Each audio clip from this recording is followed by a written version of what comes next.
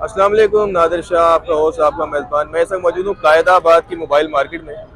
आप जो ये सामने दो साहिबान की आप बोर्ड देख रहे हैं, ये बहुत मशहूर हुए हैं इस वक्त कायदाबाद की मार्केट में, जहाँ पे ये बता रहे होते हैं कि जी पीटीए अप्रूव मोबाइल दे रहे हैं और सस्ते में दे रहे हैं। अच्छा, ये सारी चीज़ें फेक है, झूठ है।